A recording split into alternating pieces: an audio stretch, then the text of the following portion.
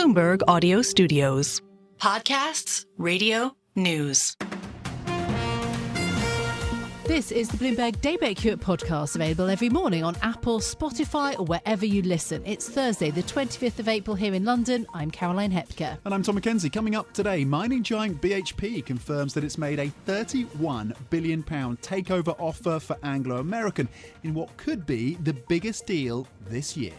Fixed income trading helps to boost Deutsche Bank's earnings, but disappoints at BNP Paribas and Barclays. Plus, defending TikTok on TikTok, the social media firm says it will win its fight against a possible US ban. Let's start with a roundup of our top stories. The world's largest mining company has made a takeover bid for its UK rival, Anglo American. BHP confirming it has made an all-share proposal to Anglo, valuing the smaller mining company at £31.1 billion. Bloomberg's James Woolcock has more. It could be the biggest shakeup in mining for a decade, and copper is at the heart of it. Anglo American has long been seen as an M&A target. The $34 billion company owns big South American copper operations, which are a key metal for electrification and renewable energy. It's possible that BHP's bid for Anglo could prompt other giants to make a move. Regardless, if it happens, it may be the largest M&A deal of the year. In London, James Woolcock, Bloomberg Radio. Barclays has reported its latest set of results on a big day for European earnings. Investment bank revenue and net interest income met estimates at the British lender. Pre-tax profit beat forecasts, coming in at £2.28 billion for the quarter. Now, speaking exclusively to Bloomberg, CEO CS Venkatakrishnan said that the results are entirely in line with expectations. Venkatakrishnan also shared his thoughts on the London IPO market. I think the equity market in the UK and equity risk culture needs a shot in the arm, to be frank. I think that it's important for companies to list in the UK, especially for life sciences, technology companies, and it needs many things which are slowly coming together. There's a part of it which is regulation. There's a part of it which is equity investment and people buying more stocks, pension funds buying more stocks. And we think that some of the initiatives, for instance, the public flotation of the government share of NatWest, should be important aspects of that. Venkatakrishnan was more upbeat, though, on the UK political situation, saying that a great strength of the UK is relatively little difference in economic policy between Labour and the Conservatives. Getting back, though, to the company story, Barclays' share price jumping as much as 3% this morning, currently up by 2.6%. OK, staying in the banking space, and Deutsche Bank over in Germany seeing a 7% jump in earnings from fixed income trading in the first quarter. That is more than analysts had expected and better than most of the bank's biggest US rivals. Income from advising on deals and stock and bond sales jumped 54% as the investment bank made up for a boost from interest rates fading. CFO James von Moltke hailed strong momentum in the investment bank. We're very pleased with the results there, 13% up year on year. Our FIC business and also within that, the financing business doing very well. So we see very strong momentum and client engagement there. We're also seeing resilience and growth across the other three businesses. Mm-hmm. So it's nice to have a shining star, but seeing resilience on the more balance sheet sensitive businesses of our corporate bank and private bank is encouraging. Von Moltke added he sees optimism and growth coming back to Europe. Shares in Deutsche Bank have rallied by almost 50% over the past year. So far in the session, they're down just 1.3% so far. BNP Paribas share price are up this morning 2.1% right now. Income from fixed income currencies and commodity trading at BNP Paribas slumped by 20% year on year. That's worse than had been expected. The disappointment taking the shine off the stronger performance in other parts of the French lender's investment bank. Overall, BNP Paribas saw net income and revenue come in ahead of estimates in the first quarter. Shares in Meta dropping by 16%, around 16% in after-hours trading after the social media giant said it plans to spend billions of dollars more than expected this year. The parent company of Facebook and Instagram says investments in artificial intelligence will increase meaningfully with capital expenditure of up to $40 billion this year. CEO Mark Zuckerberg is warning investors that it could take time for the AI bets to pay off. As we're scaling CapEx and energy expenses for AI, we'll continue focusing on operating the rest of our company efficiently. But realistically, even with shifting many of our existing resources to focus on AI, we'll still grow our investment envelope meaningfully before we make much revenue from some of these new products. Mark Zuckerberg's comments on spending, along with a warning that sales growth would be slower than expected in the second quarter, overshadowed the first quarter numbers. Revenue increased by 27% to $36 billion US, while profits more than doubled to $12.4 billion US. Okay, so lots of earnings news, but there are some other stories to think about. The US has been secretly sending Ukraine its long-range army tactical missile systems, or known as ATACMS for short. They've been doing that since February. President Joe Biden signed a new aid bill to provide Ukraine with $61 billion in military aid last night, which was expected to include this ordinance. However, the State Department spokesman Vedant Patel said that the US leader had privately already given the green light for the ballistic missiles to be sent. The United States provided Ukraine with long-range ATACMS at the president's direction. He quietly directed his national security team to send ATACMS to Ukraine for use inside Ukrainian sovereign territory in February. They started moving as part of the military aid package we announced on March 12th, and those missiles arrived in Ukraine this month. The US had avoided sending the missiles that Patel spoke of until now because the Biden administration considered that it would be seen as escalatory by the Kremlin. The missiles can hit targets over a range of 300 kilometres. The New York Times reports that they were used for the first time in recent days to strike an airfield in Crimea. And Russia has vetoed a UN Security Council resolution on not deploying nuclear weapons in space. China abstained. The proposal would have reconfirmed a global commitment that dates back to 1967, which bans nuclear weapons in orbit. The vote comes just months after the US told allies that Russia could deploy a real or mock warhead into space as early as this year. The Kremlin's alleged ambition underscores what security experts in Washington say is growing competition between the US, Russia and China to develop anti-satellite weapons. In a moment, we're going to be bringing you more on the mining story, this mega deal. Potentially, we've got more details of it this morning. But before we get to that, there's a piece, I bet you're going to be interested in this, Tom. Look, I always try to bring, something a bit lighter, something a bit more fun, which is all about how you choose your football team. This comes because the Bloomberg opinion columnist Howard Jua-Yuen, who's been in the UK for 6 years, has done this long piece about what is it? What are the questions that you ask? How do you pick your football team if you haven't grown up with one? Do you follow the same men's and women's side? Or does that matter, loyalty to one club or not? He's asked like a million questions. He's also asked listeners and viewers readers to write in to tell him, well, how did you choose your side? It's very easy. I mean, there's just one choice, isn't there?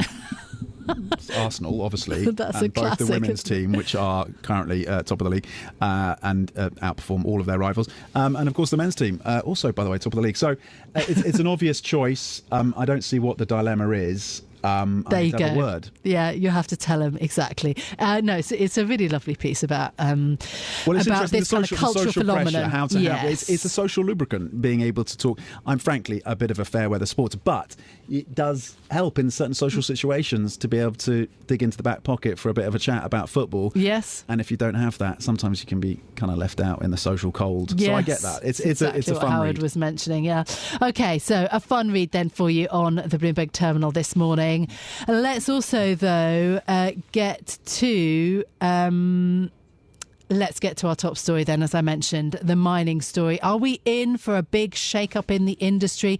The price of copper has been soaring this year. BHP has confirmed that it made an all-share proposal to Anglo American, valuing the slightly smaller mining company at £31.1 billion.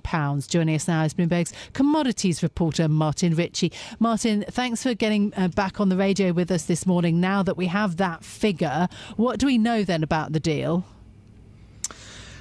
The top line is this is all about copper. BHP is going to become, if this deal goes ahead successfully, it's going to become the world's biggest copper miner, passing other companies like Codelco in Chile and Freeport. And that's because the miners are expecting a big wave of demand for copper. And we've seen over the past few years a number of quite big transactions and a lot of talk about how they want to gain exposure to copper. But this is the first really big deal in the sector. Anglo has some other bits and pieces. It has a metallurgical coal business. It produces diamonds. It produces some potash that's made in fertilizer, and it's got iron ore. But at the core of it is the copper. And this is not just the biggest deal in mining this year, but probably one of the biggest M&A transactions we'll see all year. Martin, what's your assessment of the likelihood of this deal going through, and what it means more broadly for the sector then? So obviously, with any major deal, you look at who the rivals might be. Will there be any other companies that could put in competitive bids? Now, those likely candidates in the mining space are Glencore, Rio Tinto and Vale. So people are saying, they could make bids, but I would just point to a couple of things like those companies all have their own reasons not to make a bid. Rio Tinto has invested a lot in building its own copper mines. For example, a huge mine in Mongolia. It has said it prefers that approach to making big deals. Glencore is trying to take over Canadian company Teck Resources to get its copper and zinc assets. And then Vale is actually trying to demerge its metals business. So they're all tied up in their own kind of strategy towards metals, which has kind of left the door open for BHP, I guess, to try and swallow up Anglo, the smaller rival. Yeah, absolutely. It's a really interesting story and one that we'll follow closely. Thank you so much for the update. Martin Ritchie, Bloomberg's commodities reporter then. The BHP proposal for Anglo American. Anglo American's share price currently up more than 12%. We've also got to dig into the bank earnings from the European lenders. Deutsche Bank's first quarter fixed income commodity revenue rising 7%. BNP Paribas a worse than expected 20% slump in FIC trading. Barclays investment banking revenue meeting expectations. Joining us now, the man who knows far more about this than me, Bloomberg's EMEA Head of Finance and Investing, Tom Metcalf. Really massively busy morning for you, Tom, so thanks for sparing us some time. What of those three interests you most, I suppose? Yeah, you've had three big European banks come through. Look, we're in London. I think Barclays is maybe the most interesting story here, and particularly at share price, where, often the first thing I look at for Barclays, how do those fixed rate traders do? And in the past, that's really underpinned the results. This time round, they sort of disappointed, but they were sort of, helped by the equities trading doing very well, and perhaps more importantly at the moment, the UK bank, this outlook on NIM, being a real support here. And effectively what Barclays has done, they had a strategy update in February, and they've absolutely hit right on the nail what they said they'd do, which I think for shareholders is a real kind of boon. They want to see just that steady delivery.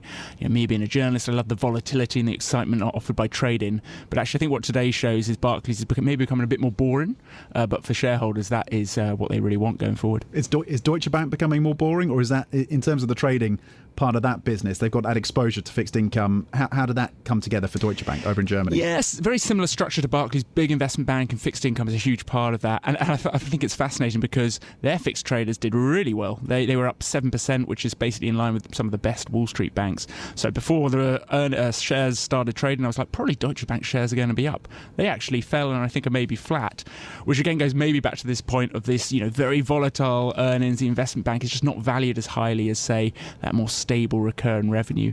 But yeah, those two I always think of as a pair, Deutsche Bank and Barclays. They kind of both European banks with big investment banking or big trading presences. And sometimes they move in lockstep, but today it looks like Barclays maybe has a slight edge. Okay. Other interesting stories, loan loss provisions or bonuses or buybacks. Those are always interesting stories too. Yeah, and you had, I think it was the CFO saying they're a little bit worried over in Frankfurt when they look at the UK and there's this bonus cap which has been removed, allowing some banks to take advantage of that. So right now in the UK, there was a rule, it's an EU rule, that you could only have effectively twice the bonus of your salary. Where you compare that to New York, where bonuses can be many multiples, so you might get a smaller fixed bit, but your bonus can really jump.